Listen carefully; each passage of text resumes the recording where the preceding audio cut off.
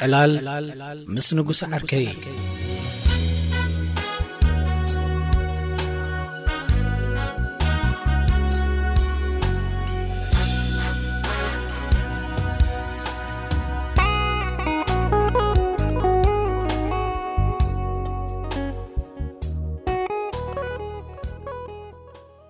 زجمركو سراح مسلات أبيني نام انصرصار تقريبا نبركو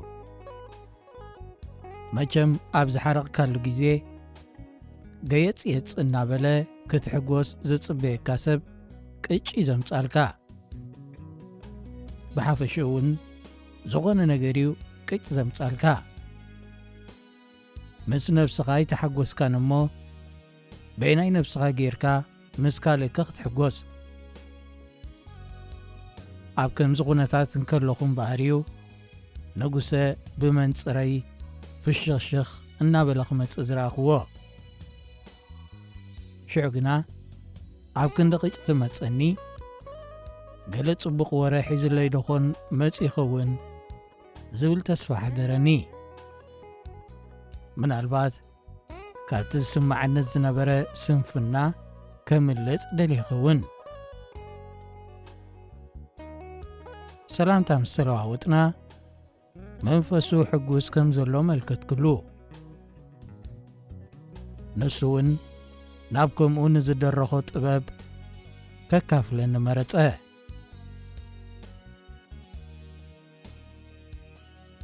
دري جدا بولا حد مغنيت كمر كم زي بليندي ننفسي امينيا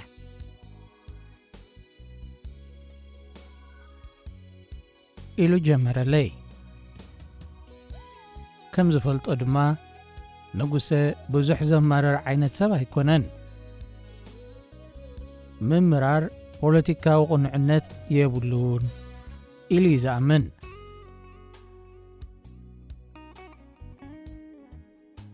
ميل عركي نايبعكي تبق كم زلنا تفلت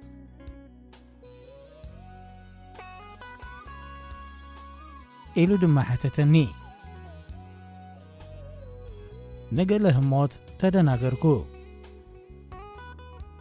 أنا زي السوعة الكلو معكن بقل شنخ زلو مسيلني بعين حلناي قبح بحولكو انتاي دا ترخي بخون أفكا غفيت محتات أهد لينن نقول سعركي كابتب قد سعيتة صحيفو زنبرة حتو أنبيبو كمل لسلي حق أنا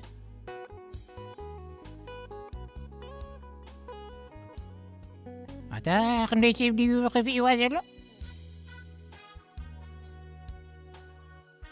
زبل مجلس إيب مهب دما زمل لسلي مسلو كما يبيلنا نحنا صبوق كم زلنا كقلت سلي يزصبين يرى نسوغنا كالوات كم زغفوهم بمنغاريو كردان مريتو زيا لمترددا نقص عركيا ازي كميلو كمزي خون إلكان تحتيت كايو اتدا كميجيرو كم تخوينو زعينتو نايك تعمل سي زهبكا هدي بيت زيوين ديو تمالي بقزانا متي على لنسي نايبعكي عاد سته انا بلدما مسوي الشغطو زي السانة تحس تغرب لي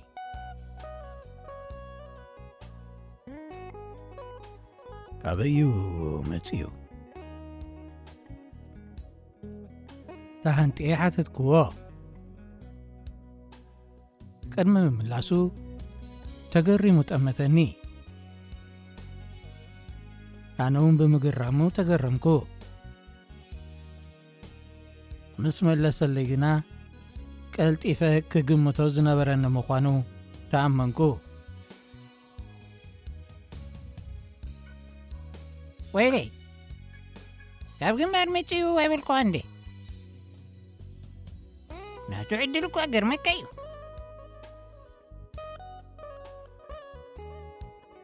እናበለ ድማ ክቕጽለለይ ጀመረ። 50 ዙርያ እንዲሁ ክሳዕ ሕጂ ብለካ ኣይተስሓበን።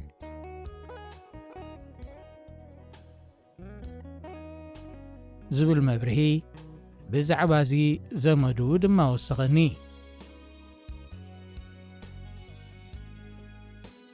ኣብ ምንታይ ኣገዳሲ ኣሃዱ ድዩ ተመዲቡ ደኣ ዘይተሰሓበ?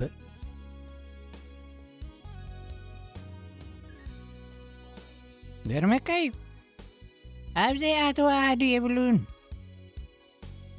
ሓንሳብ እምዳድ ገብርዎ ጸኒሖም ሎጂስቲክስ ተቐይርዎ ገብ እንተሂብዎም ናብ ሓይልታት ምድብዎ ኣብኡ ሓንሳብ ናብ ፐርሰናል ሓይሊ ጸኒሖም ፐርሰናል ቦጠሎኒ መሊቶም ካብ ፋይናንስ ሜሮም ዳብርጌድ ገይሮሞ ሕጂ ናብዛ ጻያዩ ተመሊሱ ኣሎ ብለካ።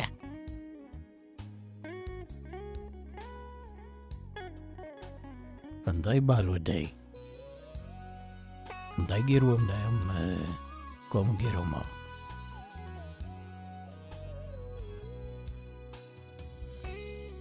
ዝብል ሕቶ ኣቕረብ ኩሉ ንነገሩ ኢለ እምበር ኣብ ሰራዊት ተመደበ ሰብሲ ኣብ በይኑ ንጥፈታት ክገላበጥ ልሙድ ምዃኑ ፈልጥ እየ።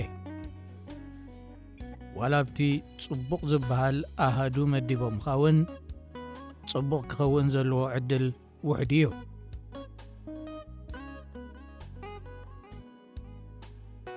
ዕድሉ ምሩድ የጃኻት ቤተሰበ ኣብታ ክጅምር ከሎ ተማሂረ ባህላይ ኢሎም ዝተጠማምጥዎ ካብ ዛዶች ምውራድ ኣብዮም ጨቓ ወደይ ሓደ መዓልቲ እንዲተጋጊ ካበለኒ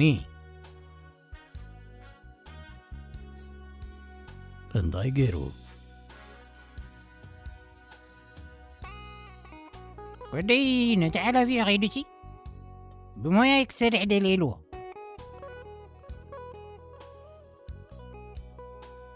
ሽዑ ትብል ኣለኻ ካብዚ ንላዕሊ እንታይ ዘይተጋጊ ደሊኸዮ ትምህርቲ ለኒ ኮይ ዝብሎም ዘሎ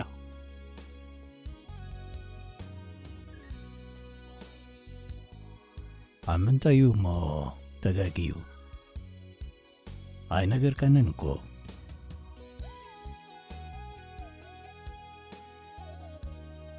ኣብ ከምዚ መድቡኒ ዶ ትብል ኢኻ?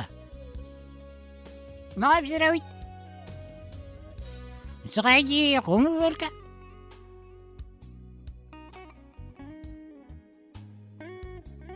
ዝብል ሕቶ ኣቕረበለይ። ከምኡ ክብል እኳ ኣይመደፈርኩን መስለኒ ግና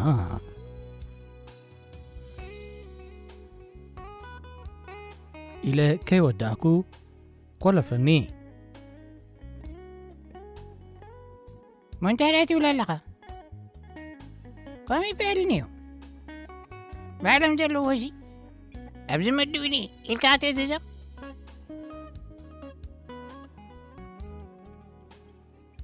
ኣነ ከምኡ ክብል እንተዘይደፈርኩ እሞ ከምኡ ምባል ጌጋ እዩ ክብል ኣለኒ ማለት ድዩ? እምበር ኩላትና ኣብዚ መደቡና እንዲና ዘቒልና ንሰርሕ ዘለና።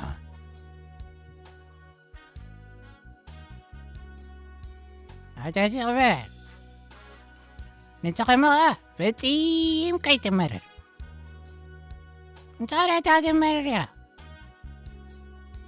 ኣብዚ ዘለና ኸ እንታይ ክንመረር ኢና ወደይ? ስማ እስኪ ኣብ ሰራዊትኩ ታንፈልጥያ ዝነበርና ሓደስ ሕጂ የለን። ሓደስ ለሚ እንታይ ኮይና ትፈልጥ? ጠመሰኒ። ሓደስ ደኣ እንታይ ክትከውን ትኽእል ኢለና ተገረምኩ። ሓደስ ሎሚ ዝግንያ ኮይና ዝብል መብርሂ ሃበኒ።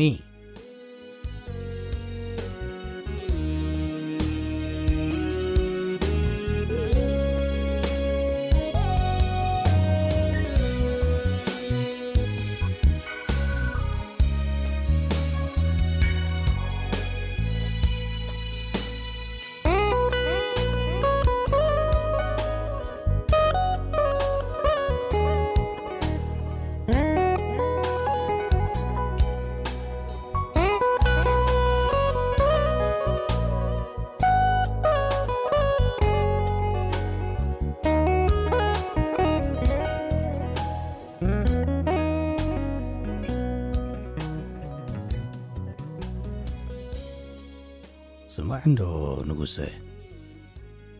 እዚ ዘመድካሲ ትምህርቲ ቐባልዎ ስለምንታዮም ዘከላብጥዎ ዘለዉ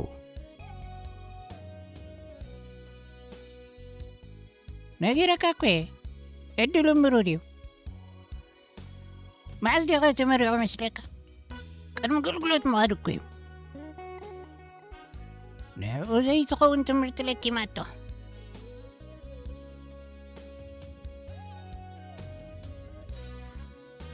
እምበኣር ሽግሩ ናብ ትምህርቲ ልጊብካዮ ኣብ ሰራዊት ዳ እንታይ ደልኻ ኣብ እኳ ሰሪዑ ዘድምዕ ተኪሱ ዝቕትል ጥራይ ዝድለ ኣስተምሮ ዘቕርብ ዋላ ዝመራመር ኣይኮነን ዘድሊ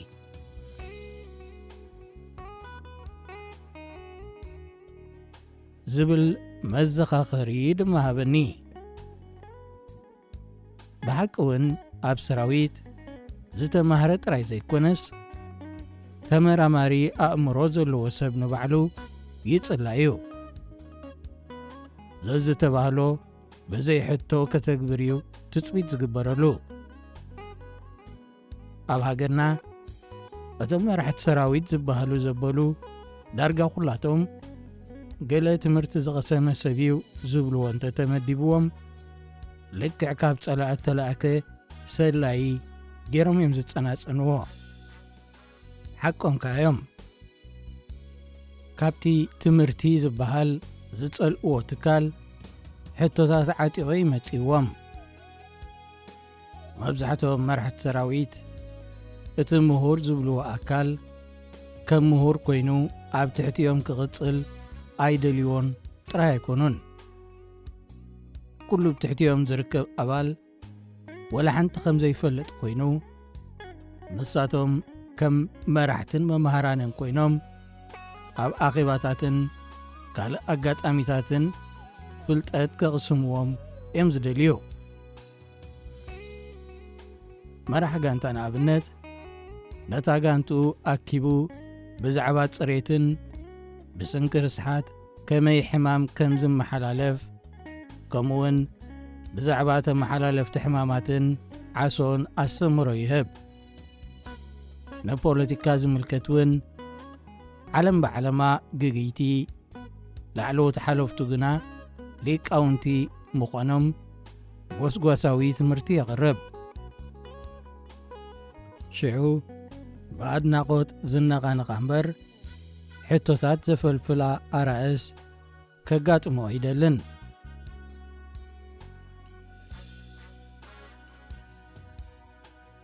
እዛ ሕጂ ኣብ ሰራዊት እንተነይብሉሲ ምተጸለልና ነርና መናዳሚ ለዓርከይሲ ጨርቀኺ ምደርበኺ ኢሉ ጠመተን እሞ ባዕላይንን ንስኻን ከንመረርሲ ኣይጸበቕልናን እዩ ኣብ ሰራዊት ዘላዳ እንታይ ክዝብልዕ ከፈራርሃና ሃቀነ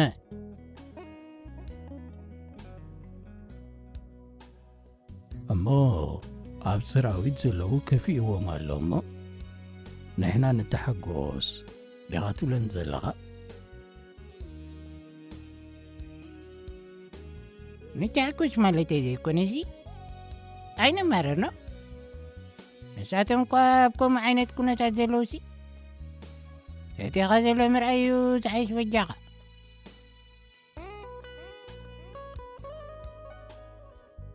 እሞ ትሕቲኻ ዘሎ ስለ ዝኸፍኦኸ ከተማርር የብልካን ይብለካ ዘለኹ ባ ስምዐኒ ሚድያ ክንደይ ሰብ ትሕቲኻ ክፍእይዎ ቕሎሲ ንዓይ ዘይተዓመኒ ክትብል ጽቡቕ ኣይኮነን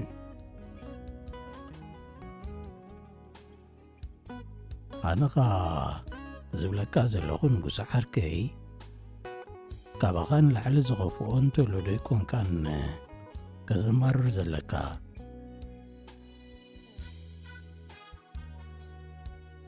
ኩሉ ካባኻ ንላዕሊ እንተኾይኑ እምበር ተመርር ካባኻ ንታሕቲ እንተሎ ግና ንዑ ነራኻ ትጸነና ኣይመስለከን?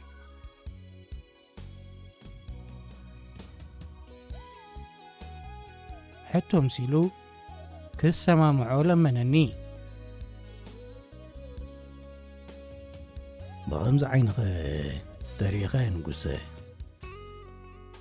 ካባኻን ላዕልን ተሪኻ ከምዚ እውን ክብጻሕ ባይ ይከኣል እዩ እናበልካ ትተባባዕ። ካባኻን ታሕቲ እንተበዚሖም ግና ኣብ ፍርይኻ ትነብር።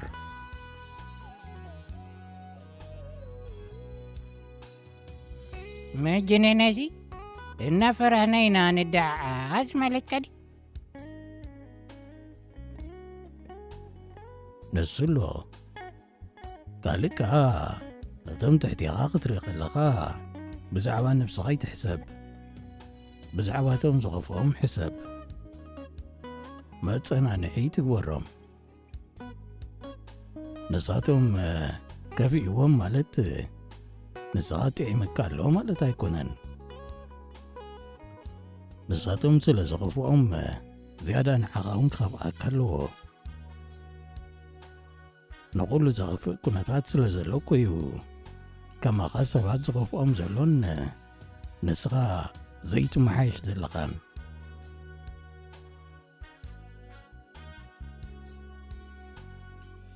ዘረባ ከም ዘንዋሕ ኩሉ ተረዲእኒ ኣቋረጽኩ።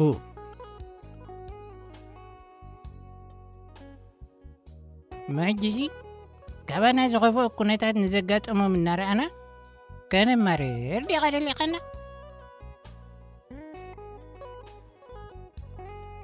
እንተኺልከ ዳ ጽቡቕ ነይሩ። ተዘይኮነ ግና በቲ ንዓኣቶም ዝገጠሞም ዘይግባእ ኩነታት ተሰናቢድካ ብኹነታትካ ይትደሓሓስ። ብዛዕባ ክትረኽቦ ዝግባእካ ሕሰብ፣ ካልኦት ከማኻ ክረኽብዎ ዘለዎም እውን ዝክር። ካብ ናይ ፍረ ህይወት ውፃእ ናብቲ ክትነብሮ ዝግባእካ ዓይነት ህይወት ኣማዕዱ።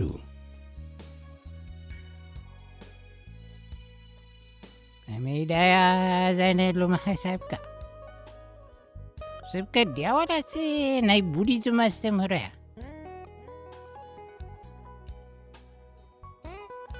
ኢሉ ነታ ሒዝዋ ዝመጸ ፍሽኽታ መሊሱ ኾላዕለይ። እዚኣ ኮመን ሰንስ እያ ትበሃል፣ ወይ ከዓ ብቕንዕና ምምዛን በላ። ነቲ ክኸውን ዝግብኦ ብምምዕዳው ጥራያ ድማ ትረኣየካ።